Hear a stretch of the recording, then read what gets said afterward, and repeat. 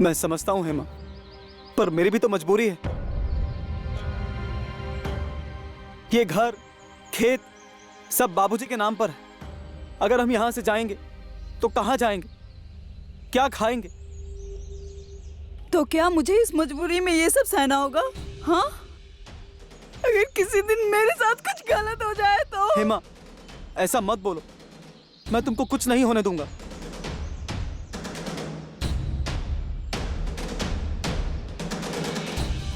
अब इस परेशानी का कोई तो तोड़ निकालना पड़ेगा।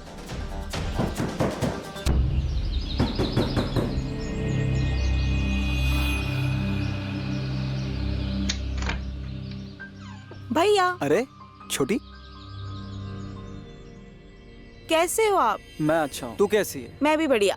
और अचानक? क्यों, मुझे देख के खुशी नहीं हुई आपको? अरे नहीं नहीं छोटी, ऐसी कोई बात नहीं है।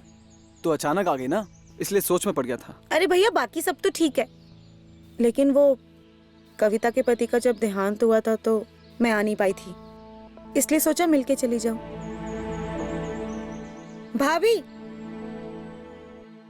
भाभी कैसे हो आप? ठीक हूँ, और तुम कैसे हो? मैं एकदम बढ़िया। कितने महीनों बाद आई हो मुंबई से? हाँ। अच्छा लगा, बैठो। हाँ, पर बाबूजी कहाँ हैं? दिखाई नहीं दे रहे कहीं। अरे यहीं कहीं गए होंगे, आ जाएंगे।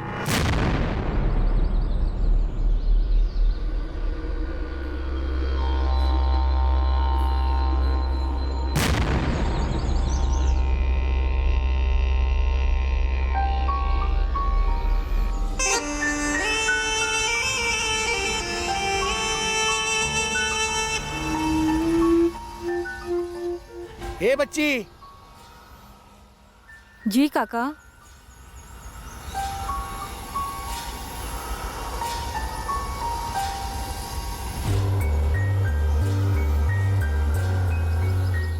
₹100? ये किस लिए काका? वो इसलिए कि मुझे थोड़ा छूने दे। क्या? छूने देना, छूने देना। क्या? हाँ? छी, शर्म नहीं आती ऐसी हरकत करते हुए? मैं तुम्हारी बेटी की उम्र की हूँ। बेटी तो नहीं है ना?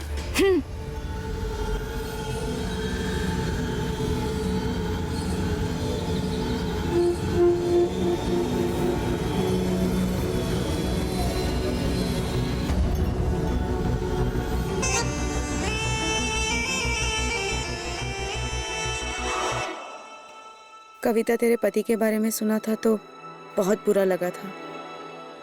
आई एम सॉरी यार, मैं आ नहीं पाई। कोई बात नहीं, मैं समझती हूँ। बाऊजी, बाऊजी। कैसी है हमारी बिटिया? मैं बढ़िया हूँ, आप कैसे हैं? हाँ, हम भी ठीक ही हैं।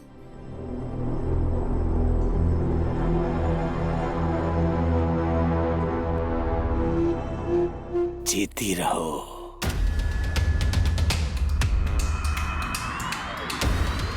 अच्छा बाऊजी, मैं सोच रही थी कि कुछ दिन के लिए आप मेरे साथ मुंबई क्यों नहीं चलते? ना बाबा,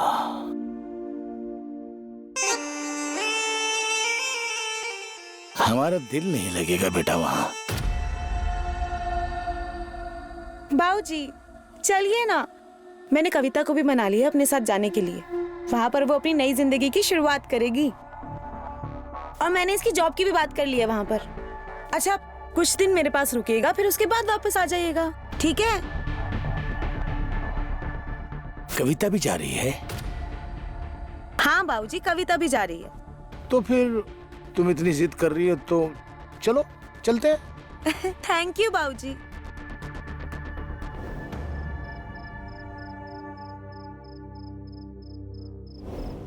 चलो जान छोटी, कल बाबूजी जा रहे हैं।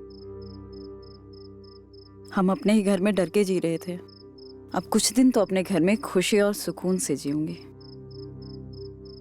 पर हेमा, मुझे तो उनके वहां जाने से ज्यादा डर लग रहा है। क्यों? वो तो कविता के चक्कर में जा रहे हैं।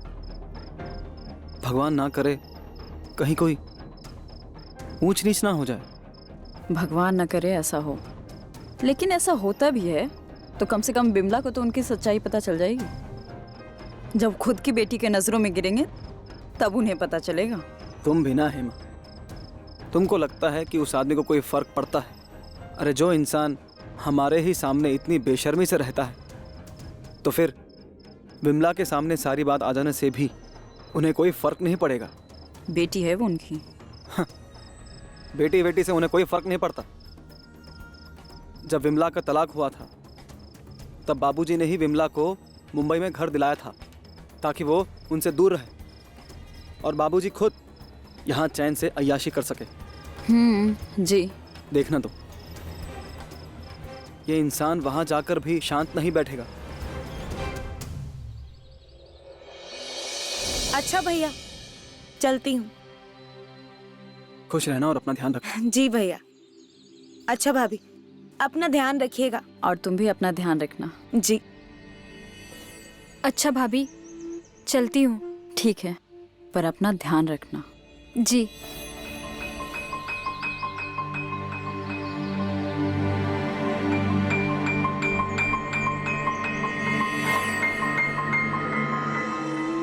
बहुत याद आएगी तुम्हारी, और तुम्हारी भी। चलिए बाबूजी, देर हो रही है। चले? हाँ, चलते हैं।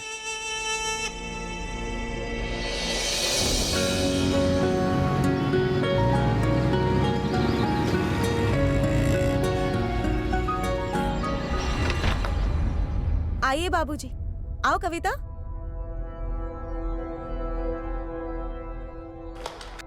विमला, हाँ, घर तो तुम्हारा बहुत सुंदर है। मुंबई जैसे शहर में इतना बड़ा घर होना बहुत बड़ी बात है, और ये सब हुआ है मेरे बाबूजी की वजह से। थैंक यू बाबूजी, इन्होंने दिलवाया है ये घर। अरे हाँ, तुम लोग ना मुंह हाथ धो लो, मैं तब तक बाजार से सब्जी लेकर आती हूँ। ठीक है? आप भी ठीक मुंह हाथ है। धो लीजिए बाबूजी।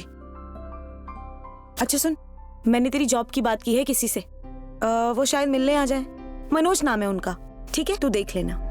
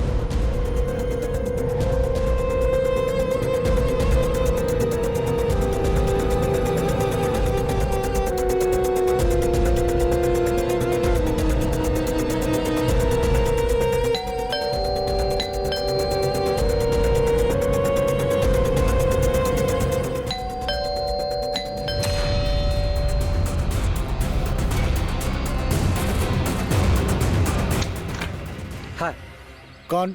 जी, मैं मनोज। विमला जी घर पे हैं? नहीं है। आप विमला जी के बाबूजी हैं ना? हाँ तो जी, मुझको उनको बताना था कि अरे मनोज, अच्छा हुआ तुम आ गए, मैं तुम्हें ही फोन करने वाली थी। बाहर क्यों खड़े हो? आओ ना। हाँ तो, आइए बाबूजी। हाँ वो मैंने फैक्ट्री में बात कर ली थी, कल जाना पड़ेगा मिलने। आ गई अच्छा। अरे कविता, ये मनोज है। मनोज, इसकी जॉब के लिए ही मैंने तुमसे बात की थी। जी नमस्ते। तो नमस्ते। ठीक है, तो फिर मैं चलता हूँ। अरे क्यों? चाय पीकर जाना ना। नहीं नहीं, अभी थोड़ा जल्दी में हो तो कल पीऊंगा। कल मिलते हैं। हाँ जी, आप सुबह तैयार रहिएगा। जी। Bye bye. नमस्ते। बाय। जी नमस्ते।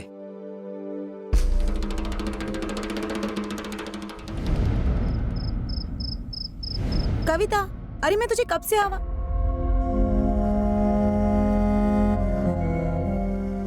कविता, अरे मैं इतनी देर से तुझे आवाज दे रही हूँ। हाँ हाँ, बोलना, क्या हुआ?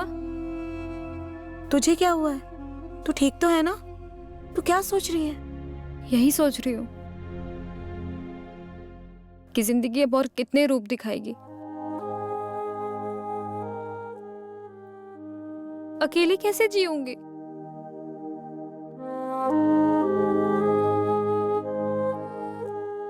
बहुत याद आती है उनकी। कविता, देख, मुझे देख। मेरा तलाक होने के बाद मैं भी तो जी रही हूं ना, और होनी को कोई नहीं टाल सकता। तेरे आगे तो तेरी पूरी जिंदगी पड़ी है अभी, शायद कोई मिल जाए।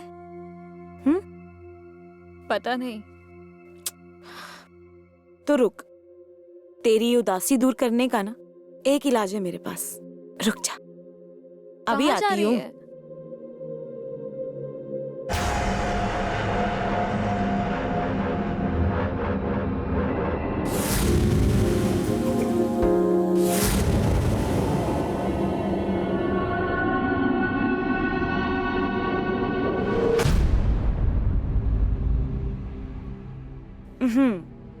ये क्या है?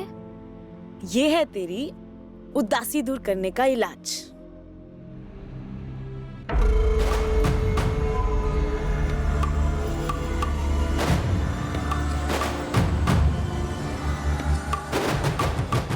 ये ले, इसे पी जा और अपने सारे दुख दर्द सब भूल जा। विमला, ये तो शराब है। तो क्या, तुझे क्या लगता है मेरे पति से मेरा तलाक होने के बाद मैं उन्हें कैसे भूली? तुझे क्या पता? यही तो मेरा सहारा था। चल अब पीना। लेकिन विमला, ये गलत है। क्या गलत है? तू कुछ पागल है क्या? गलत वो है जो हमारे साथ हुआ है।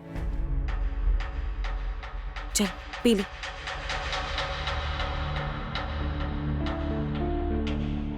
ये क्या कर रही है तू?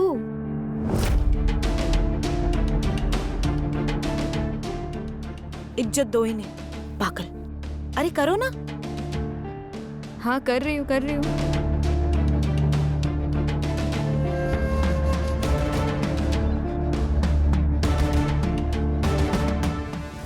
अरे बाबूजी आ जाएंगे। पागल, पी ले।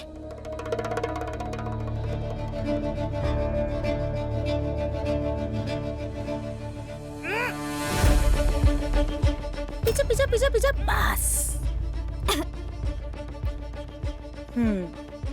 कैसा लगा?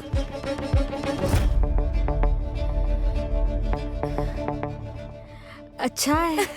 मुझे पता था। अब देख।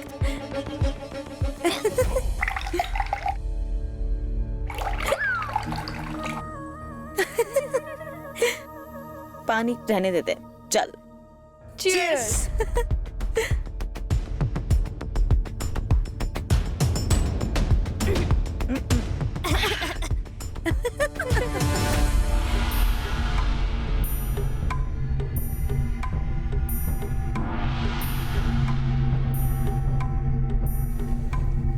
कविता, मेरी जान, मेरी प्यास बुझा दा, मेरी बाहों में आ जा, मुझे अपना बना ले। चल के देखता हूँ, अब तो सो गई होगी।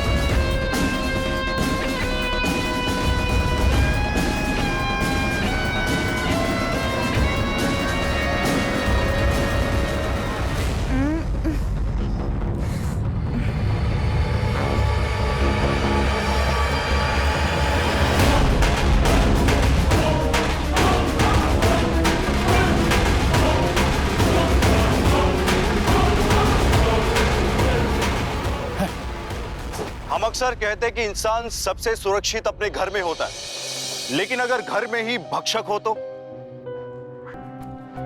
नमस्कार, मैं गिरीश जैन। क्राइम अलर्ट के आज के इस नए एपिसोड की कहानी एक ऐसे शख्स की है जो बेहद ही स्वार्थी और घृणित मानसिकता वाला इंसान था, जो उम्र के इस पड़ाव पर हैवान बन चुका था। उसका औरतों के प्रति व्यवहार काफी असंतोष पैदा करने वाला था। उसने अपनी बहू हेमा और कविता पर बुरी नजर डालने से पहले एक बार भी ये नहीं सोचा कि उसकी खुद की भी एक बेटी है। वो अपनी सारी हदें पार कर चुका था और उसकी मानसिकता उसे जुर्म की तरफ ले जा रही थी। क्या बाबूराव वक्त रहते अपने इस अनैतिक व्यवहार को बदल पाएगा, या उसकी बीमार मानसिकता कविता और विमला की जिंदगी में कोई बहुत बड़ा भूचाल लाने वाली थी? अच्छा, अच्छा, फिर मैं अपने काम पर जाती हूँ और तुम मनोज के साथ फैक्ट्री जाकर बात कर लेना, ठीक है? ठीक है, मनोज, इसे ध्यान से लेकर जाना। हाँ। तुम अच्छा। अपना ध्यान रखना। तुम भी। Bye bye. Bye Manoj. Okay, bye Vimla.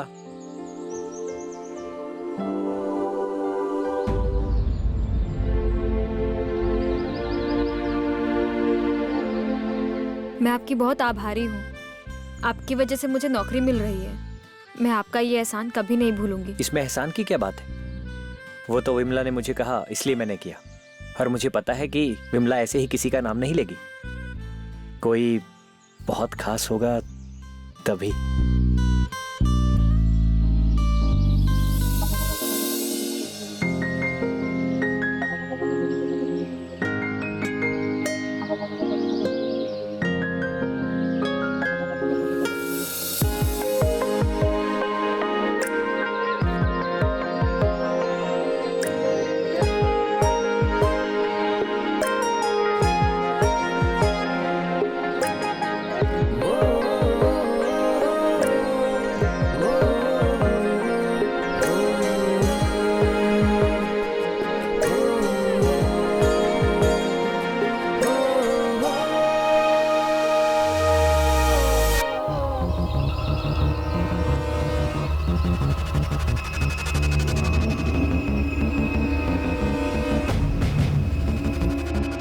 अरे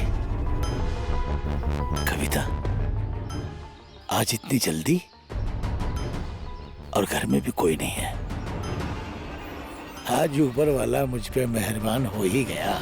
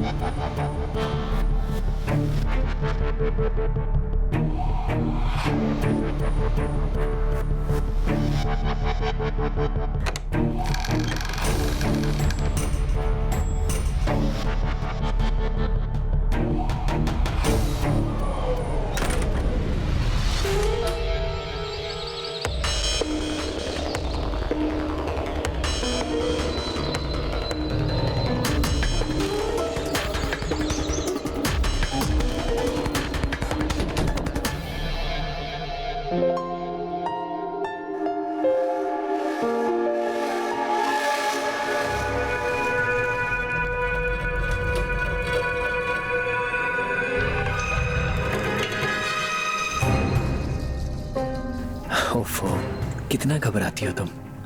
बाबूजी नहीं जागेंगे। पता है, तुम्हारी इन बातों पे हंसी आती है। अरे कुछ नहीं होता, कितना घबराती हो तुम। वैसे आज तुम बहुत खूबसूरत लग रही हो।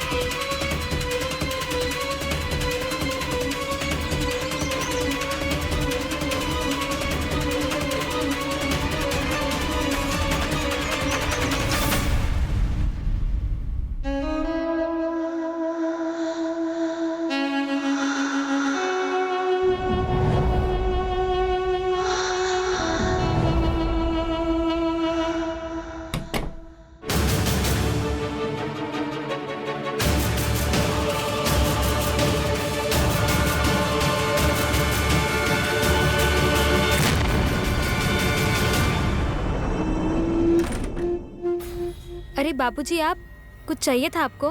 हाँ, क्या, बोलिए ना। प्यार, मैं समझी नहीं। वही प्यार जो तू मनोज के साथ कर रही थी। बाबूजी,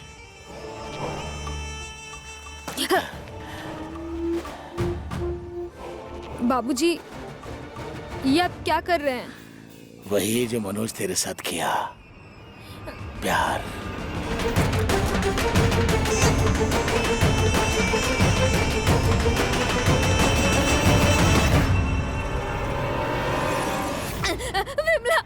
कविता, कविता क्या हुआ? ये सब क्या हुआ? किसने किया ये सब? बाबूजी, बाबूजी, बाबूजी, बाबूजी आप, ये क्या है? आप इतना गिर गए? मैंने कभी सपने में भी नहीं सोचा था। आपको अपना बाप कहते हुए भी शर्म आ रही है मुझे। अरे चुप कर। जब देखो बाप बाप बाप। अरे बाप की क्या कोई फीलिंग नहीं होती? अरे मैंने इससे सिर्फ प्यार ही तो मांगा था और कुछ नहीं मांगा था। और मुझे इन सब बातों में कुछ शर्म नहीं आती है। और मुझे उपदेश मत दे, समझी? चल भेज इसे। बाबूजी, दूर रहिए। घिन आ रही है आपसे। घिन आ रही है? अब तुझे मुझसे घिन आ रही है? अरे जब मैंने तुझे यह घर खरीद के दिया तब तुझे घिन नहीं आई। अरे जब तेरा तलाक हो गया, मैंने तेरा साथ दिया, तब तुझे घिन नहीं आई। मैं तेरे कंधे से कंधा मिलाकर चलता रहा, मैंने तेरी हर समय मदद की, तब तुझे घिन नहीं आई। आज तेरे बाप ने थोड़ा सा प्यार मांगा तो तुझे घिन आ रही है। बाबूजी, आप मेरे बाप हैं। फर्ज है आपका। कोई फर्ज वर्ज नहीं होता। अरे उपकार होता है, ये सब एहसान है जो मैंने तुझ पर किया। और आज तेरे पास इस एहसान को चुकाने का सुनहरा अवसर आया है। बाबूजी, दूर रहिए। आपको बता रही हूँ, अच्छा नहीं होगा वरना। भेज इसे। दूर रहिए। अच्छा नहीं होगा, दूर रहिए। चलो कविता।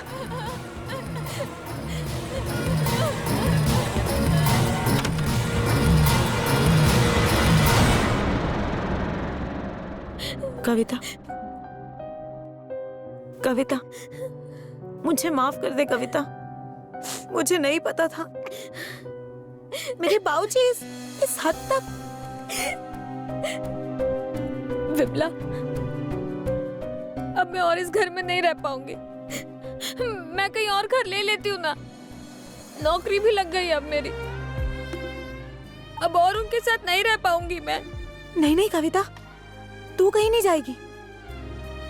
जाएंगे तो वो, मैं कल शाम को ही उनको गांव छोड़कर आ जाऊंगी।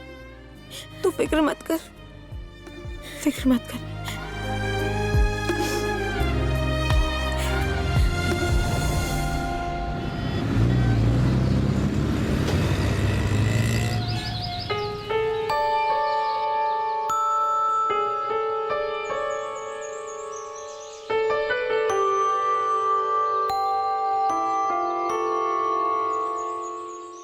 कविता, आज तेरा काम का पहला दिन है। अच्छे से काम करना, काम में मन लगाना, समझी? मैं जानती हूँ कल जो हुआ उसके बाद मुश्किल है, पर कविता प्लीज तो उसे भूलने की कोशिश कर। तू चिंता मत कर, मैं अपने आप को संभाल लूंगी। अच्छा सुन, तेरे घर आने से पहले मैं बाबूजी को लेकर गांव चली जाऊंगी। तू चिंता मत कर, ठीक है? ठीक है। चल, ध्यान रख अपना। तू भी अपना रखना।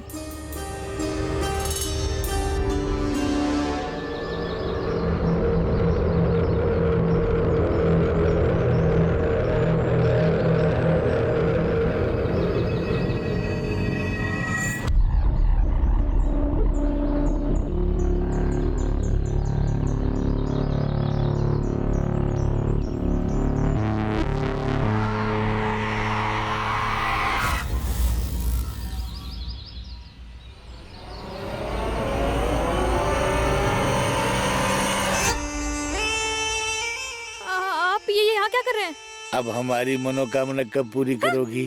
छोड़िए, हाथ छोड़िए, छोड़िए मुझे।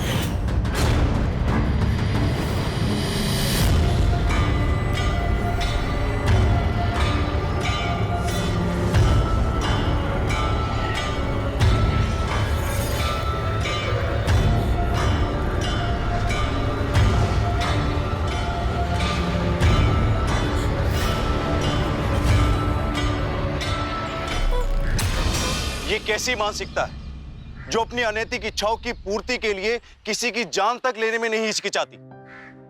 बाबूराव अब एक ऐसा हैवान बन चुका था जिसे रोक पाना शायद अब मुश्किल था। ये जानते हुए कि उसकी खुद की बेटी विमला उसके बद इरादों के बारे में जान चुकी है, वो नहीं रुका। और सिर्फ इतना ही नहीं, उसे इस बात का जरा सा भी अफसोस या एहसास नहीं था कि उसने कविता की जान लेकर कितना बड़ा गुनाह किया है। अपनी गंदी इच्छाओं को उसने कविता के साथ जबरदस्ती शारीरिक संबंध बनाकर और उसे मारकर पूरा किया, जो एक बीमार और घृणित मानसिकता का सबूत था। बाबूराव की मानसिकता उसके परिवार को और किन किन बुरी परिस्थितियों में डालने वाली थी, आइए देखते हैं। विमला, मैं तुझसे कह रहा हूं कि अब भी वक्त है, सोच ले। ये जो तू कर रही है ना, वो ठीक नहीं है। बाबूजी, आपको अपनी इज्जत की तो पड़ी नहीं है, लेकिन मुझे मेरी इज्जत की बहुत पड़ी है और यहाँ मैं अपनी इज्जत गंवाने का जोखिम नहीं उठा सकती हूँ, समझे आप? इसीलिए आपको अभी इसी वक्त मेरे साथ गांव चलना है। इज्जत? तेरे मुंह से ना ये इज्जत शब्द अच्छा नहीं लगता। देखा है मैंने रात को शराब पीकर कैसी धज्जियां उड़ाती है तू इज्जत की। ये कैसी बातें कर रहे हैं आप? कम से कम वो बात मेरे कमरे तक सीमित है। आपकी तरह मैं बाहर नुमाइश नहीं करती फिर रही हूँ। आपको बाप कहते हुए तो क्या, मुझे तो सोचते हुए भी घृणा आ रही है।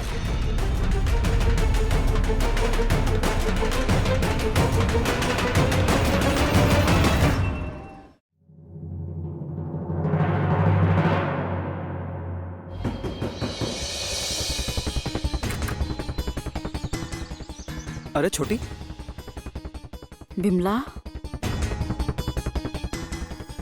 क्या हुआ छोटी? अरे छोटी, क्या हुआ? चलिए।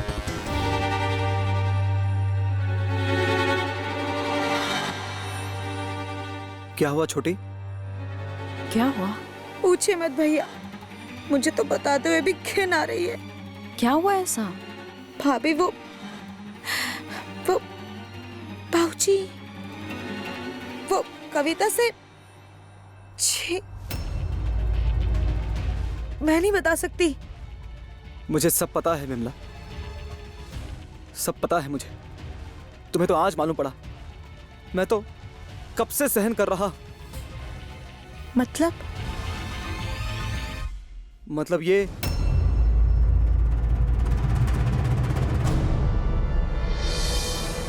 क्या हुआ भैया, बताइए मुझे, क्या हुआ?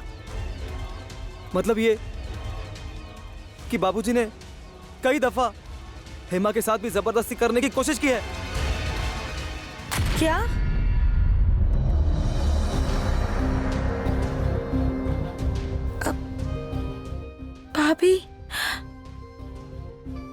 भाभी, मुझे माफ कर दीजिए। हमारे घर में आपको इतना कुछ सहना पड़ा। तुम ऐसा क्यों कह रही हो विमला? भैया, आप कुछ करते क्यों नहीं है? रोकिए इन्हें। बेटी जैसी बहू को भी नहीं छोड़ा इन्होंने। छी।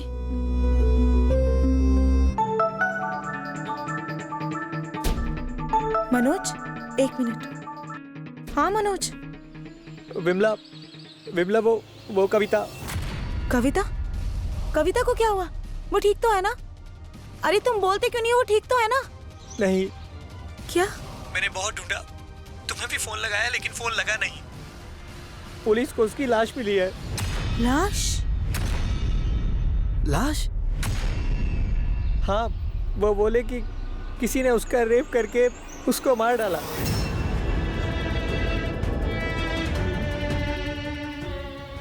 बिमला, बिमला, छोटी, क्या हुआ? क्या हुआ? वो कविता, हाँ? उसका किसी ने रेप करके मार दिया।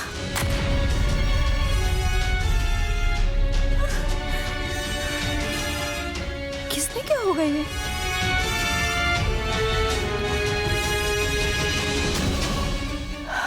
मैं जानती हूँ, मैं जानती हूँ ये किसने किया है। भैया, भैया अब इन्हें रोकना होगा। मतलब ये कि इस आदमी ने ना हमारा जीना हराम करके रख दिया है। हमारे ही घर में हमारी जिंदगी को नरक बना दिया इस आदमी ने। ना हम सुख से जी सकते हैं, ना सो सकते हैं। और अगर हमें चैन और सुकून चाहिए, और सबसे बड़ी बात, अगर हमें इस घर की इज्जत बचानी है, तो हमें इस आदमी को खत्म ही करना होगा। खून? हाँ बिमला, तुम ठीक कह रही हो। आज कविता, कल मैं होंगी। और आप, आखिर आप कब तक चुप बैठेंगे भूषण जी? लेकिन इनका खून करने का मतलब है कि पुलिस के चक्कर काटना, और ये घर, जायदाद, पैसे, सबको हाथ से गंवाना। हम एक काम करते हैं, उनकी खुदकुशी का नाटक करते हैं। लोगों को लगेगा कि इन्होंने खुदकुशी की है। हाँ बिमला, ये सही रहेगा। हम इनको मारकर घर के पीछे वाले कुएं में फेंक देते हैं और किसी को पता भी नहीं चलेगा। ये ठीक रहेगा। ठीक है।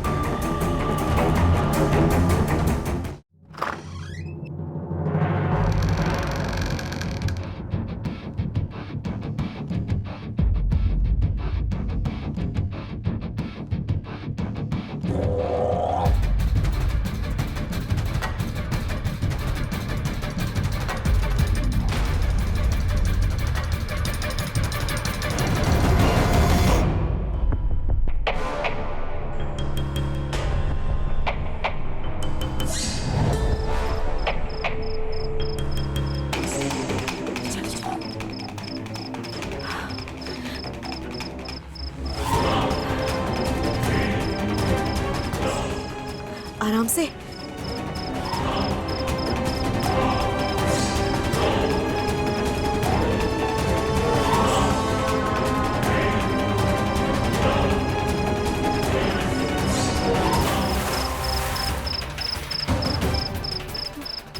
बस चलो, अभी अब सो जाते हैं, और सुबह जैसा हमने सोचा था ठीक वैसा ही करेंगे। चलते हैं।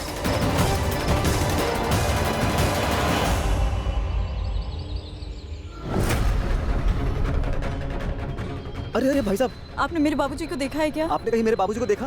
पता नहीं कहाँ चले गए हैं। जी नहीं, नहीं।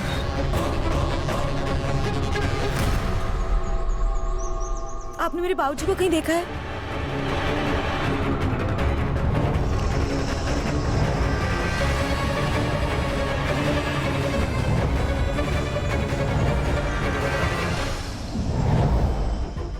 अरे बहन, ऐसे मत रोइए, बाबूजी कहीं गए होंगे, आ जाएंगे।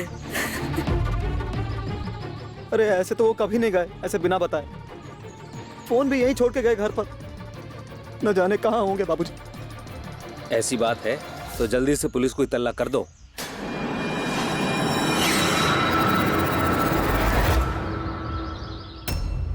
कब गायब हुए? सर जी, कल रात को हम सब खाना खा के सो गए, और जब सुबह उठे तो पता नहीं बाबूजी कहीं भी नहीं दिखे। हम सभी ने उन्हें सब जगह ढूंढा। मुझे तो उनकी बहुत फिक्र हो रही है सर।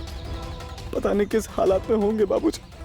ठीक है, तुम दोनों घर का कोना कोना चेक करो।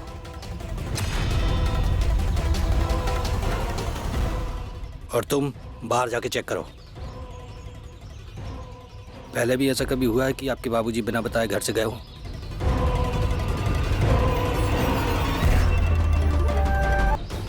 सर सर यहाँ आइए।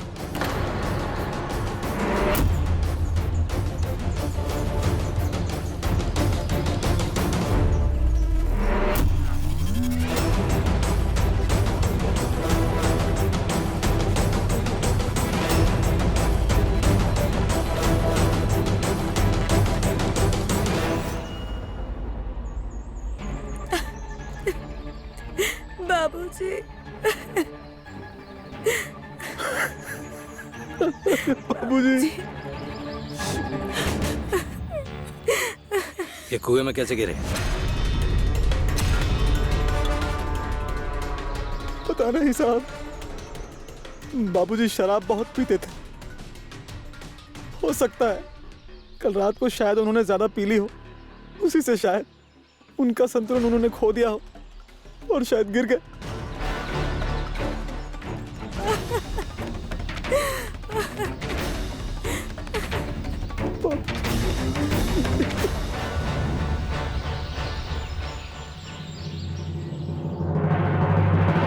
हमें पता चल गया है कि आपके बाबूजी कैसे मरे हैं।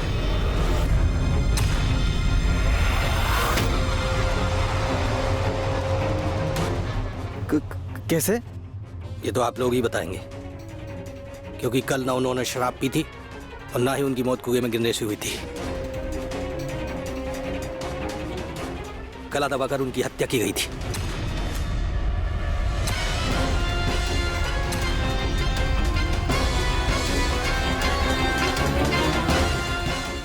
ये रही पोस्टमार्टम रिपोर्ट। तो बेहतर होगा कि अब आप लोग बता दें उनको किसने मारा है। हमने मारा? क्या करते ऐसे बाप का जो हर लड़की को अपनी जागीर समझता है? मुझे तो ऐसे इंसान को अपना बाप कहते हुए भी शर्म आती है। ऐसा घटिया बाप होने से तो अच्छा होता कि वो हमारा बाप ही ना होता। ऐसे इंसान के लिए तो यही सजा ठीक थी। गिरफ्तार करो तीनों को।